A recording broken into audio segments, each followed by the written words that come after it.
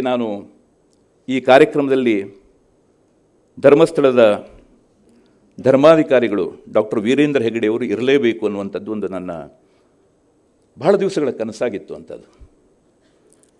ಧರ್ಮಸ್ಥಳ ಕೇವಲ ಶ್ರದ್ಧಾ ಭಕ್ತಿಯ ಕೇಂದ್ರ ಆಗುವುದರ ಜೊತೆಗೆ ಸಮಾಜದ ಎಲ್ಲ ಸ್ತರಗಳನ್ನು ಒಳಗೊಂಡಂತಹ, ಕೂಡಿಸಿಕೊಂಡಂತಹ, ಪ್ರತಿಯೊಬ್ಬರ ಬಾಳಿನಲ್ಲೂ ಕೂಡ ನೆಲೆಸಿರುವಂತಹ ಒಂದು ಅಪರೂಪದ ವಿಶೇಷವಾದಂಥ ಒಂದು ಧರ್ಮಕ್ಷೇತ್ರ ಅದು.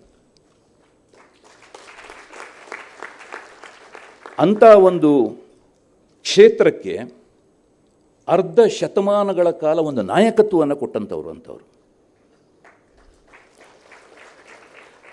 ವೀರೇಂದ್ರ ಹೆಗಡೆಯವರು ಭಾಳ ಬಹುಮುಖ ಪ್ರತಿಭೆಯ ವ್ಯಕ್ತಿತ್ವ ಅವರದ್ದು. ಅವರು ನನಗೆಲ್ಲೋ ಒಂದು ಕಡೆಗೆ ನೋಡಿದಾಗ ನನಗನ್ಸುತ್ತೆ ಅವರ ಈ ಆ್ಯಪಲ್ ಅಥವಾ ಗೂಗಲ್ ಕಂಪನಿಯ CEO ಹೇಗೆ ಕೆಲಸ ಮಾಡ್ತಾರೋ ಆ ರೀತಿಯಾಗಿ ಅವರು ಕೆಲಸವನ್ನು ಮಾಡಿದಂಥವ್ರು ಅಂತ. ಅಷ್ಟು ಅಚ್ಚುಕಟ್ಟು, ಅಷ್ಟು ಒಂದು ವ್ಯವಸ್ಥೆ.